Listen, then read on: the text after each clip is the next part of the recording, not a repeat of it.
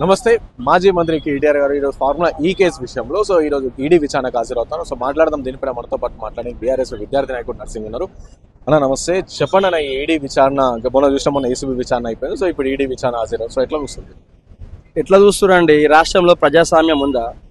కేటీఆర్ గారి పైన ఈ ఫార్మా కేసు పెట్టడానికి నైతిక హక్కు ఈ రాష్ట్ర ప్రభుత్వాన్ని రేవంత్ రెడ్డి, చిట్టినాయుడు, రొట్టపీసు ముఖ్యమంత్రికి అధికారమే లేదు. కేటీఆర్ గారు ఏం చేశారండి? ఈ ఫార్మా రేస్ వల్ల నీకు ఏం జరిగిందండి? ప్రపంచంలోనే హైదరాబాద్ పేరును ప్రపంచ స్థాయికి తెలవడం జరిగింది. గతంలో చంద్రబాబు నాయుడు గారు ముఖ్యమంత్రి ఉన్నప్పుడు కూడా ఈ ఫార్మా అప్పుడు ఆయన ఎంతో ట్రై చేశాడు, కానీ అప్పుడు అది కాలేదు. తెలంగాణ రాష్ట్రం వచ్చినాక తెలంగాణ రాష్ట్రంలో ఈ ఫార్మా రేస్ కేటీఆర్ గారికి ఉన్న ఛానల్, వాళ్ళ ఎన్నో ఆయనకున్న మేధావర్గంగా వచ్చే ఇంగ్లీష్ మాట్లాడే ఫ్లో దాన్ని బట్టి ప్రపంచంలో ఉన్న పెద్ద పెద్ద కంపెనీలతో, గ్రీన్గో కంపెనీతో మాట్లాడి ఈ ఫార్మా కేసు ఇక్కడ పెట్టడం జరిగింది. జస్ట్ ఆయన క్లియర్ చెప్పాడు, నేనే బాధ్యత వహిస్తా అని చెప్పాడు. ఆయన ప్రభుత్వం కానీ వాళ్ళ కంపెనీకి వేయడం జరిగింది. దానివల్ల అక్కడ ఈ కారు దాని మెయింటైన్ దాని విషయంలో జరిగింది. ఆ రాష్ట్ర ప్రభుత్వమే భరించాల్సింది కాబట్టి, ఆయన మున్సిపల్ శాఖ మంత్రి కాబట్టి, హైదరాబాద్ మున్సిపల్ శాఖ మంత్రి ఉన్నారు కాబట్టి దాన్ని పెట్టడం జరిగింది. అంటే ఎటువంటి తప్పు లేదు. అంటే పర్మిషన్స్ లేకుండా క్యాబినెట్ ఆమోదం కావాలి, కొన్ని లక్షల ట్రాన్సాక్షన్ జరిగితే క్యాబినెట్ పర్మిషన్ కావాలి. అలాంటి ఏం లేకుండా డైరెక్ట్ నోటి మాట పైన ఎట్లా ట్రాన్స్ఫర్ చేస్తారు అని చెప్పేసి కూడా ప్రధానంగా ఇప్పుడు కేటీఆర్ గారు కానీ కేసీఆర్ కుటుంబాన్ని కానీ రాజ్యాంగం పైన పూర్తి అవగాహన ఉంది. రాజ్యాంగం అంటే గౌరవం ఉన్నది. వారు సొంత ప్రయోజనాల కోసమో, సొంత కంపెనీల కోసమో చేసుకోలేదు. ఈ రాష్ట్రం కోసం ఆర్టికల్లో ఉన్న దాని ప్రకారంగా బేసిక్ ఫాలో అయ్యి దానికి చేయడం జరిగింది. దాన్ని ఎంత చేస్తే దానికి 100 రెట్లు లాభం కూడా రావడం జరిగింది. రాష్ట్ర ప్రభుత్వానికి ఖజానా కూడా పెరగడం జరిగింది. మరి ఆ మాత్రం సోయలేదా మాట్లాడిన నాయకులకు కూడా? కాబట్టి ఇద్దరు కలిసి, ఢిల్లీలో ఉన్న బడేబాయ్, గల్లీలో ఉన్న చోటాబాయ్, రేవంత్ రెడ్డి, మోడీ కలిసి కేటీఆర్ గారిపై, కేసీఆర్ గారి కుటుంబం పైన కక్షపూర్తంగా కేసులు తప్ప ఒరిగేది లేదు, బురిగేది లేదు, ఈడీ లేదు, బోడీ లేదు. క్లియర్ గా చెప్తున్నాం అందులో. అంటే ఈ గ్రీన్గో కంపెనీకి సంబంధించి ఏదైతే ఫార్ములా ఈ కేసుకి సంబంధించి ముందుగా అంటే దీని ముందు క్విట్ ప్రోక్రో అయింది. అంటే ఎలక్ట్రల్ బాండ్స్ రూపంలో నగదు లావాదేవీలు అయినాయి. దాని తర్వాత ఈ ఫార్ములా ఈ కేసు అనేది ప్రధానంగా హైదరాబాద్ లో పెట్టిరు అని చెప్పి కూడా ప్రధానంగా వినిపిస్తున్న వార్తలు. దాని గురించి ప్రధానంగా వార్తలు వినిపిస్తున్న దానికి మా కేటీఆర్ గారు దానికి ఒక అన్నాడు, దమ్ముంటే అసెంబ్లీలో ఒకరోజు చర్చ పెట్టుబోయి దీని మీద నేను మాట్లాడతాను అన్నాడు. ఎందుకు పెడతలేవు? నీ ఇంటికి వస్తాను, నేను కూర్చొని మాట్లాడదామని చెప్పాడు. ఎందుకు చేతనెత్తలేదు? దమ్ము లేని రేవంత్ రెడ్డి దమ్ముంటే చర్చ పెడితే దీని ఈ ఫార్ములా, లేకపోతే కేటీఆర్ ఒక ప్లేస్ పిలిస్తే ఎన్ని సెంటర్ తెలంగాణలో అని చెప్పిండు, రమ్మని చెప్పిండు. చేతగానిది ఎందుకు ఈరోజు మంత్రులు ఎందుకు దాని మీద ఎందుకు సమాధానం చెప్తలేరు? ఈడీ పోయిండు, జైలు పోతుంది, గీడి పోతుంది.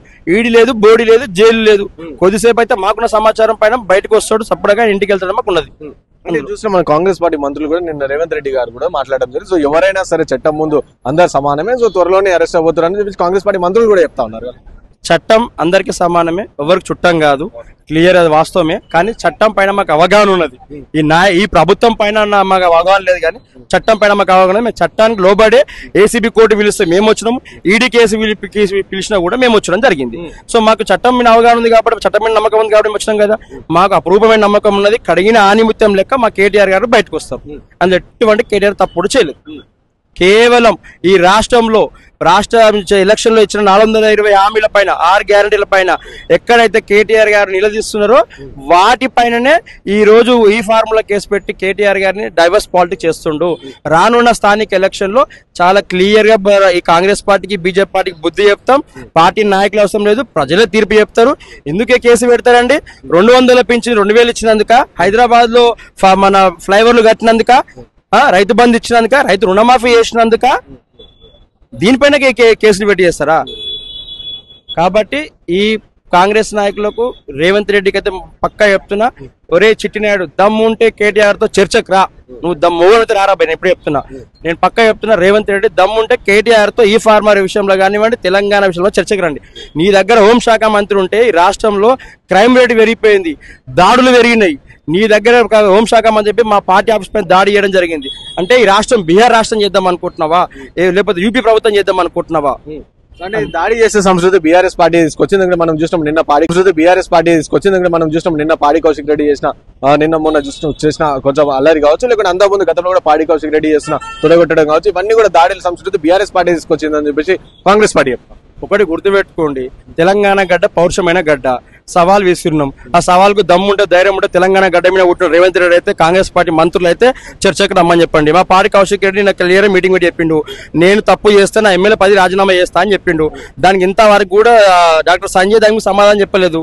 అంటే వాళ్ళు తప్పు చేయలేని, మేము తప్పు చేయలేని అర్థమే కదా. మా కేటీఆర్ గారు కానివ్వండి, మా కౌశిక్ రెడ్డి కానివ్వండి, మా హరీష్ రావు గారు ఎక్కడైనా సవాల్ విసిరిండు కదా, ఎందుకు చర్చకు వస్తున్నావు అని అడుగుతున్నా. రాష్ట్ర ఖజానా పైన చర్చగా మా హరీష్ రావు చెప్పిండు, ఇక్కడ క్లియర్ గా చెప్పిండు, నేను తప్పు చేసి ఉంటే నా 10కి రాజీనామా చేస్తా అని చెప్పిండు. దమ్మున్న కూడా అని అన్నాడు. మీరు దమ్ముడు రా ముందుకు రా రేవంత్ రెడ్డి, ఎందుకు కావట్లేదు మరి? కాబట్టి వాళ్ళు క్లియర్ గా డైవర్స్ పాలిటిక్స్, 420 హామీలు 6 గ్యారంటీల పైన తప్ప ఎటువంటి ఖజానా లేదు, గిజానా లేదు, ఈడీ లేదు, ఏసీబీ లేదు, బోడీ లేదు. ఈ ప్రభుత్వం పరిపాలన శ్రద్ధ లేదు ఫస్ట్ ఆఫ్ ఆల్.